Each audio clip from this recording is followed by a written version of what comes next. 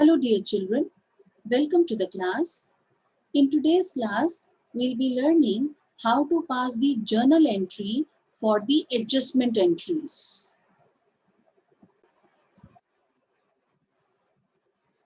Now before learning how to pass the journal entry for adjustment entries, let us first understand what are adjustment entries. बेटा adjustment entries वो entries होती हैं which are passed in the books of accounts at the end of the financial year. At the end of the financial year.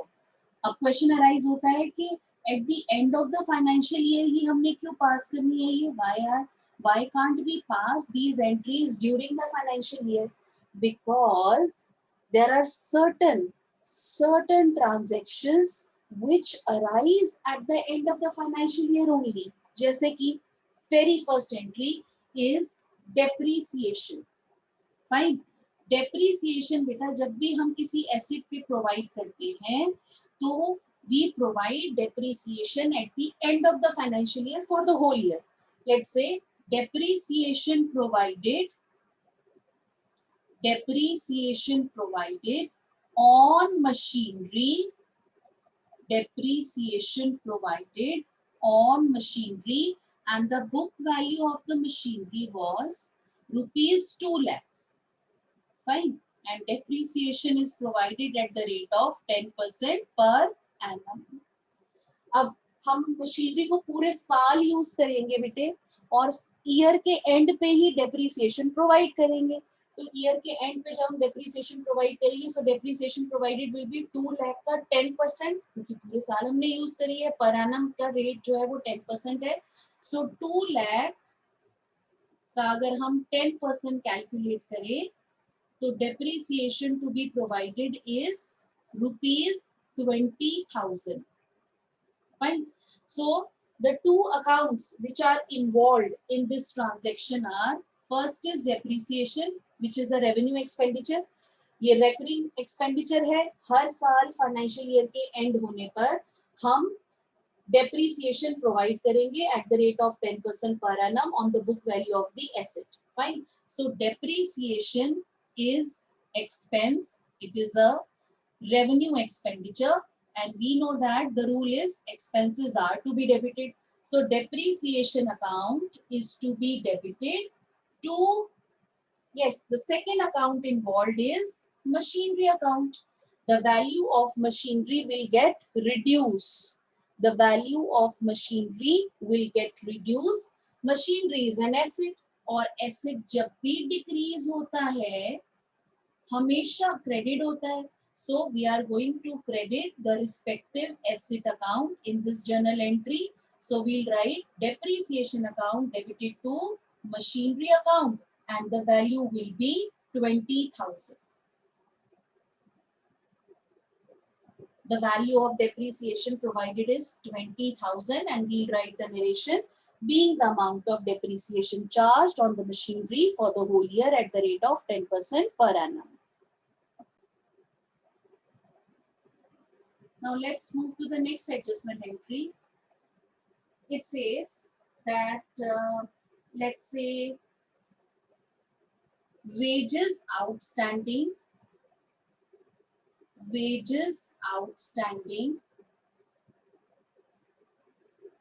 are, let's say rupees 10,000. Wages outstanding are 10,000.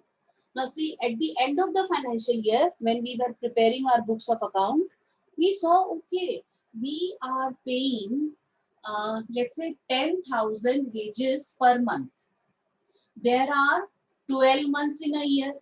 So the total wages paid should be 1,20,000. Fine. But when we are totaling up the wages paid, we are getting 1,10,000 as total wages paid. That means 10,000 is outstanding. We still need to pay rupees 10,000 to the workers.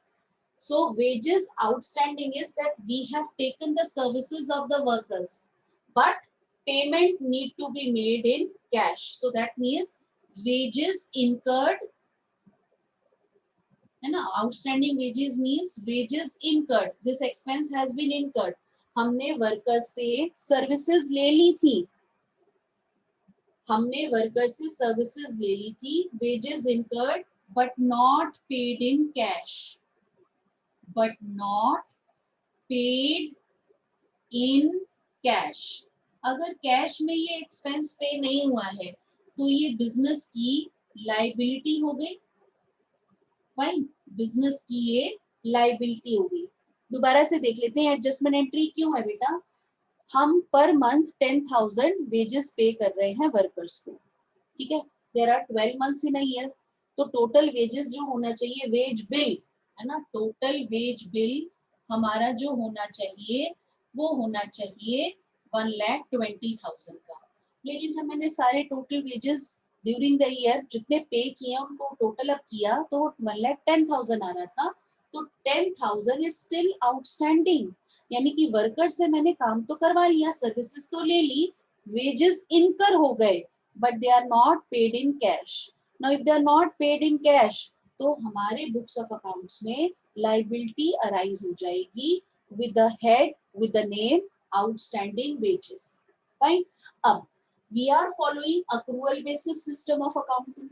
accrual basis system of accounting क्या कहता है कि अगर wages incur हो गए हैं current financial year में तो हम इसको करंट ईयर का एक्सपेंस ही मानेंगे, है ना.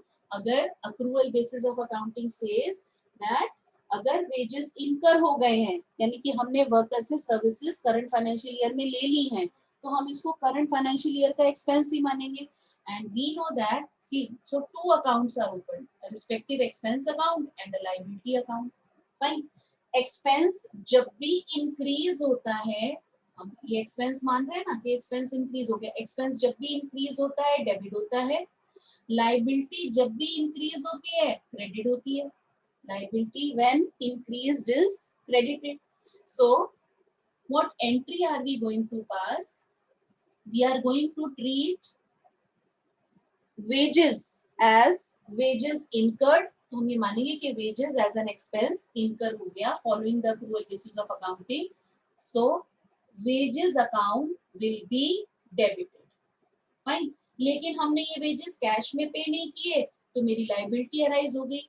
I will open another account to outstanding. आप ये outstanding की O/S abbreviation use कर सकते हो.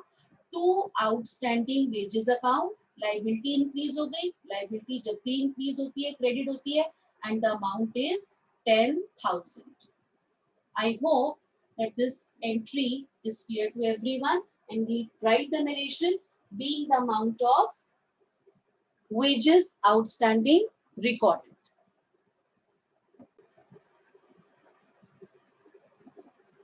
Now let's come to the next entry. It's prepaid or unexpired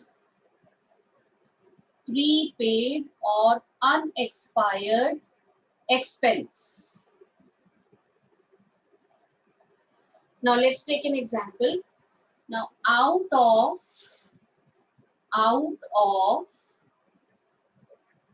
rent paid,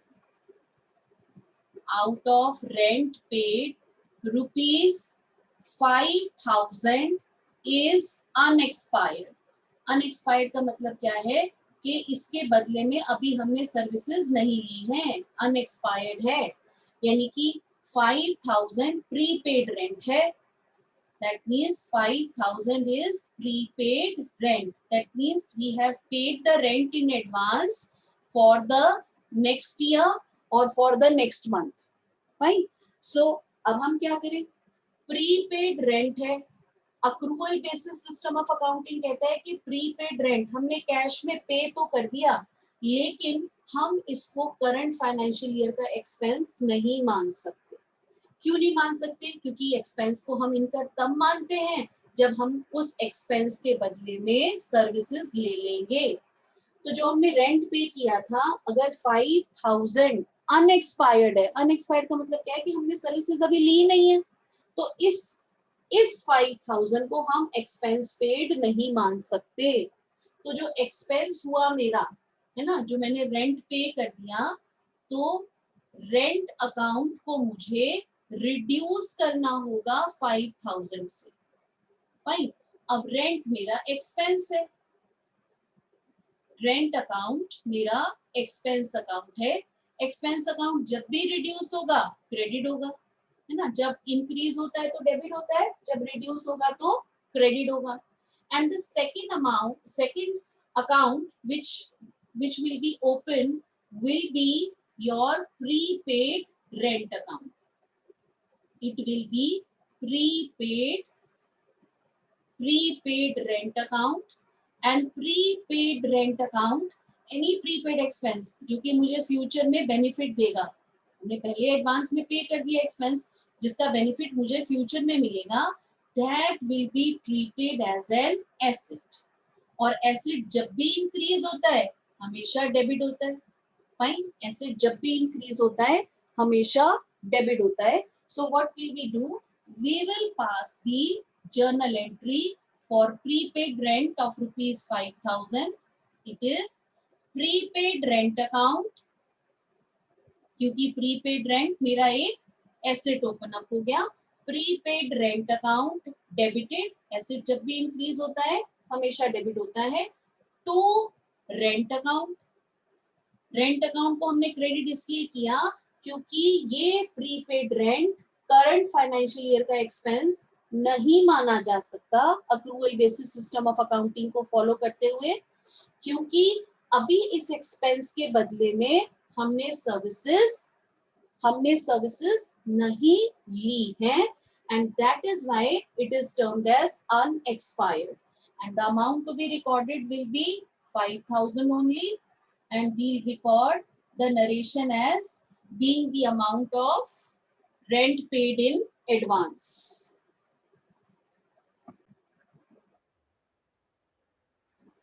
Now the next adjustment entry is accrued income. Accrued income. Now what does accrued income means? Income earned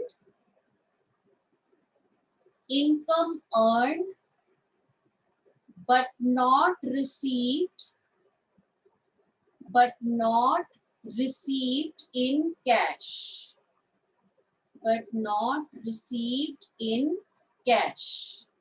Fine, this is the meaning of accrued income, कि हमने income earn तो कर ली है लेकिन cash में receive नहीं हुई है। For example accrued interest. Fine, let us pass the entry for accrued interest. Accrued interest, let us say of rupees 1000. ठीक है बेटा, देखो मैंने इंटरेस्ट अर्न कर लिया है, तो इंटरेस्ट अगर मैंने अर्न कर लिया following the accrual basis system of accounting, हम क्या मानेंगे कि ये जो इंटरेस्ट है, इंटरेस्ट ये हमारा इनकम अकाउंट है। Following the accrual basis system of accounting, interest अगर इनकम अगर अर्न हो गई है यानी कि इनकम मेरी इंक्रीज हो गई है। Fine, income is increase. अगर इनकम इंक्रीज होती है तो रूल क्या होता है, credit all incomes and gains, यानी कि इंटरेस्ट अकाउंट मेरा क्रेडिट हो जाएगा following the accrual basis system of accounting. Fine, पहला अकाउंट मेरा होगा इंटरेस्ट अकाउंट, क्योंकि हम क्या मान के चल रहे हैं, अक्रूड इनकम का मतलब यही होता है कि इनकम अर्न हो गई है। इनकम अर्न हो गई है तो we know that incomes are to be credited. हमारे एग्जाम्पल में अक्रूड इंटरेस्ट है, that means interest is earned. When interest is earned, so interest account is credited, but it is not received in cash. When it is not received in cash, when are we going to receive it in cash? In near future. तो मुझे accrued interest का benefit near future में मिलने वाला है। Fine. तो anything which is going to give me benefit in future is an asset. So accrued interest मेरा बेटा एसेट अकाउंट ओपन अप हो जाएगा, इट विल इंक्रीज, और एसेट जब भी इंक्रीज होता है हमेशा डेबिट होता है ना। एसेट का रूल होता है मॉडर्न अप्रोच में, asset account when increased it is always debited. So we will pass the journal entry as, we open account accrued interest, that is an asset account. So entry will be accrued interest account, accrued interest account debited to interest account, accrued interest account debited to interest account, and the amount will be 1000. Again I am repeating myself. For accrued interest, the entry, or accrued income, the entry will be accrued interest account debited to interest account. Reason, accrued interest वो interest है जो कि हमने earn तो कर लिया लेकिन हमें कैश में नहीं रिसीव हुआ. कब रिसीव होगा? नियर फ्यूचर में. अब क्योंकि इस इंटरेस्ट का मुझे बेनिफिट नियर फ्यूचर में मिलेगा, इसलिए अक्रूड इंटरेस्ट मेरा एसेट बन जाता है. और I will open a asset account with the name accrued interest. Accrued interest when is open, it's an asset. Asset जब भी increase होता है, debit होता है, तो हमने इसको debit कर दिया. Then by the meaning of accrued income, हमने कहा है कि वो income accrued income होती है जो कि earn तो हो गई है लेकिन कैश में रिसीव नहीं हुई. अब क्योंकि income earn हो गई है, तो when income is earned, it is to be credited. So we are going to credit interest account in the journal entry. So my final journal entry is accrued interest account debited to interest account. Now let's come to the next transaction. Next is income received in advance. Unlike your accrued income, next transaction is income received in advance. मतलब हमने advance में income receive कर ली है, इसको हम unearned income भी बोलते हैं. Unearned income. अब अनअर्न्ड इनकम क्यों बोलते हैं बेटा? कि ये इनकम हमने अभी तक जो रिसीव तो कर ली है कैश में, लेकिन हमने उसको अर्न नहीं किया. अब अर्न क्यों नहीं किया? क्योंकि इस इनकम के बदले में अभी हमने गुड्स एंड सर्विसेज डिलीवर करने हैं. That is sale of, against this income, against this unearned income, sale of goods or services is yet to be made. Let me write it. This is known as unearned income because against this income,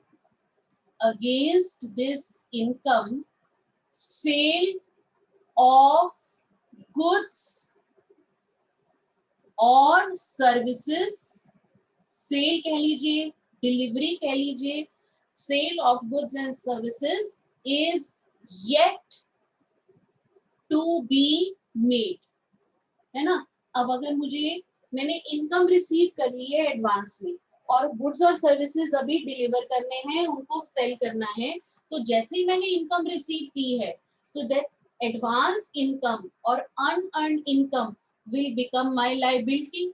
मेरी liability बन जाएगी. क्यों liability बन जाएगी? क्योंकि पैसा receive करते ही मेरी लाइबिलिटी अराइज हो गई कि फ्यूचर में मैंने गुड्स एंड सर्विसेज अभी डिलीवर करने हैं. फाइन, फ्यूचर में गुड्स एंड सर्विसेज मैंने डिलीवर करने हैं.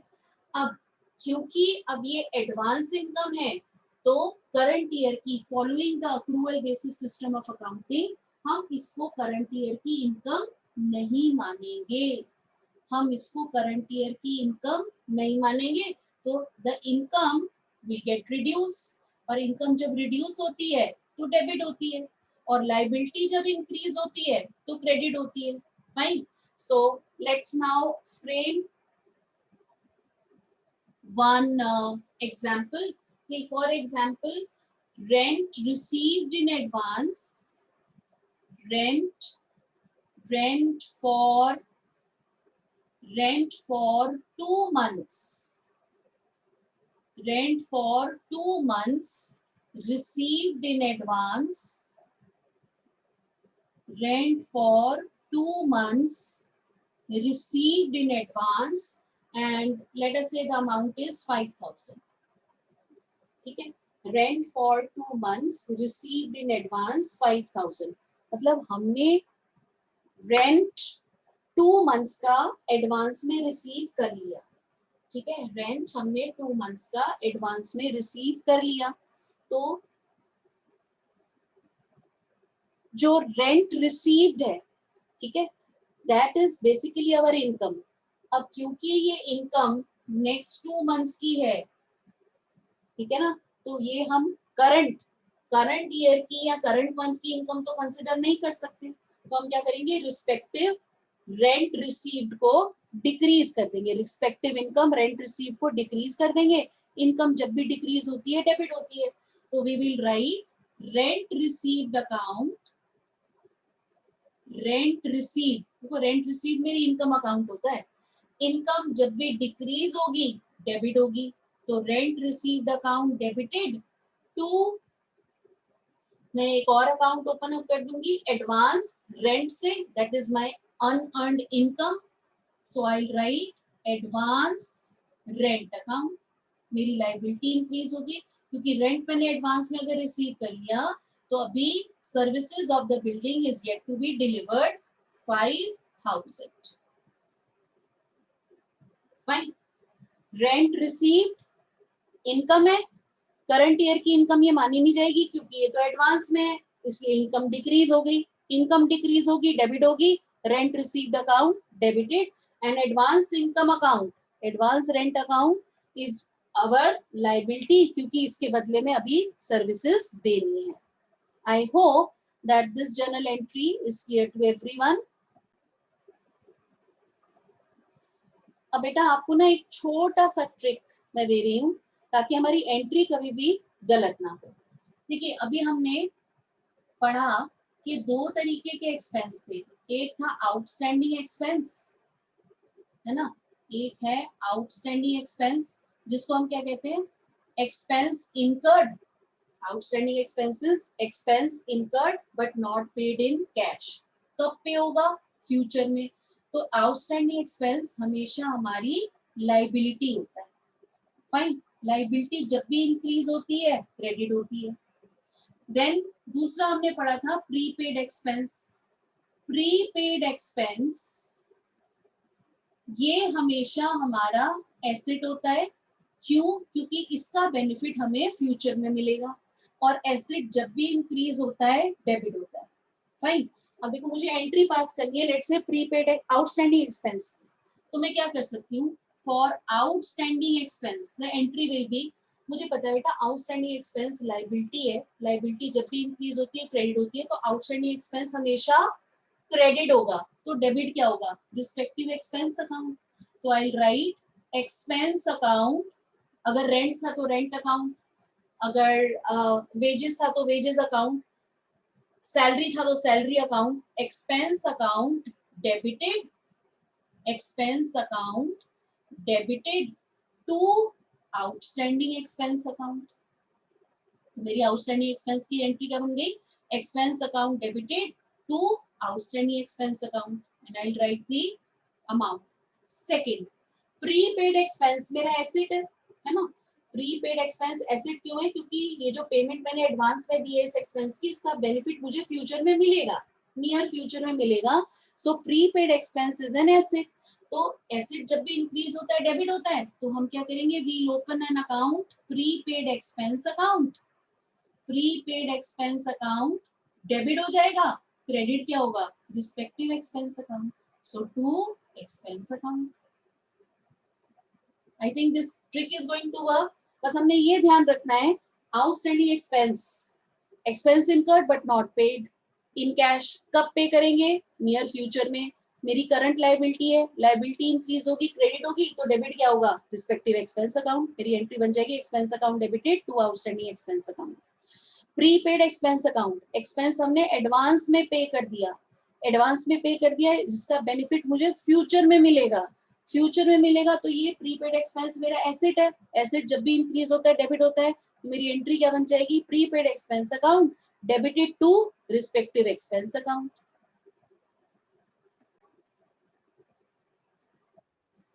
Now similarly there are two types of income. First is accrued income. Accrued income क्या था बेटा, that income earned but not received in cash.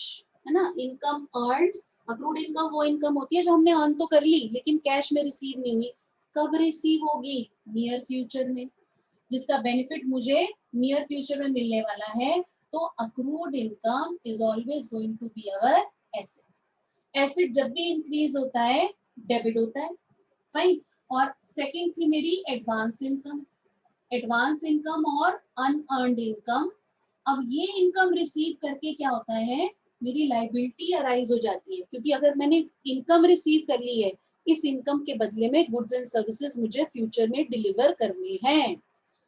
अब अगर इस इनकम के बदले में मुझे गुड्स एंड सर्विसेज डिलीवर करने हैं, so this advance income will become our liability. Liability अगर इंक्रीज होती है तो हमेशा क्रेडिट होती है। Now let us pass the entry. Accrued income अगर एसेट है, एसेट जब भी इंक्रीज होगा डेबिट होगा, तो we will pass the entry as accrued income account, accrued income account debited to respective income account, fine. Then second, advance income, advance income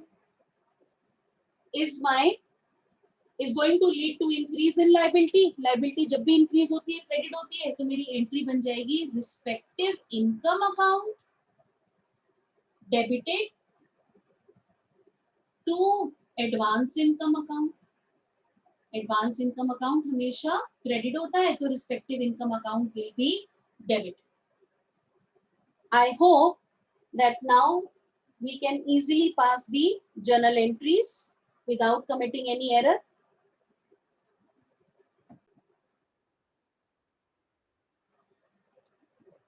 Now let's come to the next adjustment entry. The next entry is your interest on capital. Fine. Interest on capital is to be charged. Interest on capital is to be charged. It's not charged. It should be is to be given. Interest on capital is to be given at the rate of 10% per annum. Fine. अब interest on capital बेटा is to be given, अच्छा कौन देता है, interest on capital is to be given by business, business to the proprietor और to the owner of the business. Fine. देखिए all of us know कि we follow separate business entity concept in from accounting point of view. Accounting point of view से हम क्या कहते हैं कि business और ओनर दोनों डिफरेंट है, क्योंकि हम बुक्स ऑफ अकाउंट बिजनेस के पॉइंट ऑफ व्यू से बनाते हैं, ठीक है ना। और अगर दोनों डिफरेंट नहीं मानेंगे तो क्या होगा कि अगर हम सेपरेट लीगल एंटिटी या सेपरेट लीगल एंटिटी नहीं मानेंगे from accounting point of view, तो ओनर के पर्सनल एक्सपेंस बिजनेस के एक्सपेंस होंगे, ओनर की पर्सनल इनकम बिजनेस की इनकम होगी, तो हम कैसे पता लगाएंगे कि बिजनेस का क्या प्रॉफिट हुआ या लॉस हुआ। फाइन। तो हम अकाउंट्स के पर्पज से अकाउंट्स बनाने के लिए बिजनेस और ओनर को दोनों को डिफरेंट लीगल एंटिटी मानते हैं। ओनर बिजनेस को स्टार्ट करने के लिए कैपिटल कंट्रीब्यूट करता है और बिजनेस ओनर को उसके बदले में इंटरेस्ट ऑन कैपिटल देता है। फाइन। बिजनेस जो है वो इंटरेस्ट ऑन कैपिटल ओनर को देता है, इंटरेस्ट ऑन कैपिटल, ठीक है। बिजनेस के पॉइंट ऑफ व्यू से इंटरेस्ट ऑन कैपिटल बिजनेस के पॉइंट ऑफ व्यू से एक्सपेंस है। फाइन। बिजनेस के पॉइंट ऑफ व्यू से, क्योंकि बिजनेस दे रहा है, लिखा है ना interest on capital is to be given by business to the owner. क्यों? क्योंकि ओनर ने कैपिटल कंट्रीब्यूट करी थी, इन्वेस्ट करी थी for starting the business. So business के पॉइंट ऑफ व्यू से इंटरेस्ट ऑन कैपिटल एक्सपेंस है, expenses are to be debited. Expenses जब भी इंक्रीज होते हैं हमेशा डेबिट होते हैं, तो interest on capital account will be debited. अब इंटरेस्ट ऑन कैपिटल जब ओनर को मिलता है, ओनर क्या कहता है, फाइन मेरी ये कैपिटल इंक्रीज कर दो। इंटरेस्ट ऑन कैपिटल मेरे कैपिटल में ऐड कर दो, और कैपिटल जब भी इंक्रीज होती है हमेशा क्रेडिट होती है. Fine. And one thing more, interest on capital is always given on, it is always given on opening capital. तो क्वेश्चन में यहाँ तो आपके पास अमाउंट दी होगी कि इंटरेस्ट ऑन कैपिटल कितना है, लेकिन अगर आपने इंटरेस्ट ऑन कैपिटल निकालना है तो आपको ओपनिंग कैपिटल पता होना चाहिए. Interest on capital is always given on opening capital. So let us say that the opening capital of the business is 5 lakh. ठीक है, 5 लाख पे हमने 10% इंटरेस्ट देना है, तो हमारी एंट्री क्या बनेगी, interest on capital account debited, क्योंकि इंटरेस्ट ऑन कैपिटल मेरा एक्सपेंस है. सो my entry will B, let me write the journal entry here only. My entry will be interest on capital account, interest on capital account debited to capital increase हो रही है, owner की interest on capital जब owner की capital में add हो रहा है तो capital will increase, when capital will increase capital account will be credited. So my entry will be interest on capital account debited to capital account and the amount in our case will be 50,000. 5 lakh का 10% is 50,000, as interest on capital is always given on your opening capital. I hope that all the transactions which we have discussed today is clear to everyone.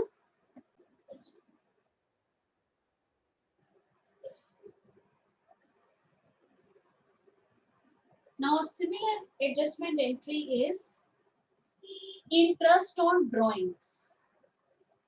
Fine. Interest on drawings is to be charged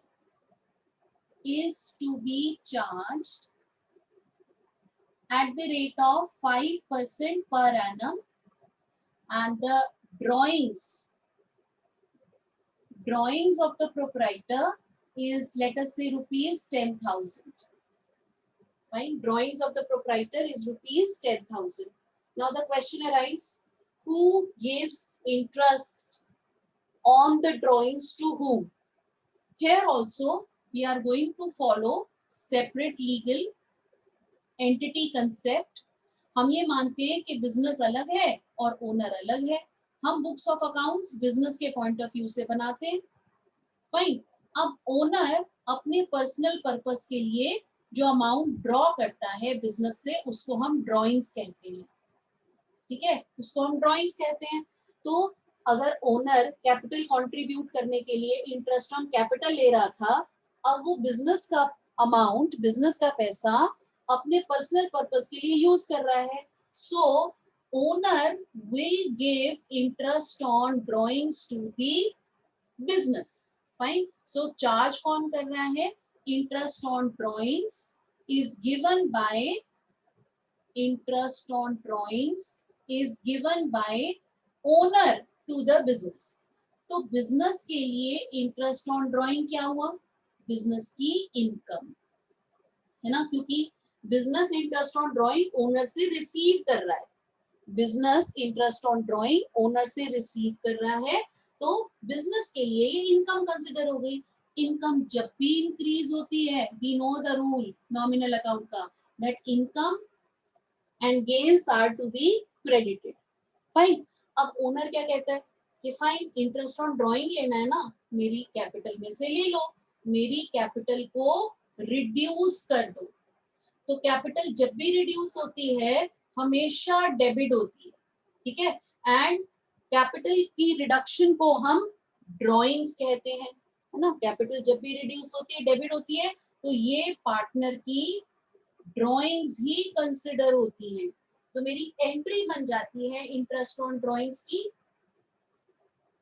it is, आप यहाँ तो capital को debit कर लो, appropriate होता है कि हम drawings word ही use करें. Fine. So my entry will B drawings account debited, drawings account debited. ये तो प्रोप्राइटर की कैपिटल रिड्यूस हो गई.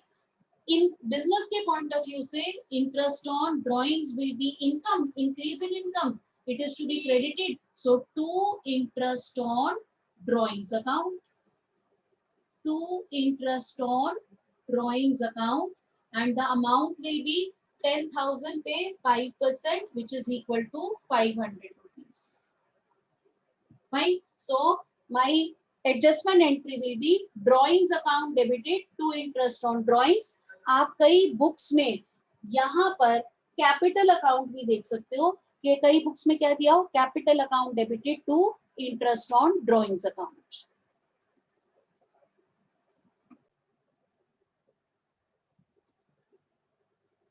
I hope all of you have enjoyed the learning today. That's all for today from my side. Thank you very much.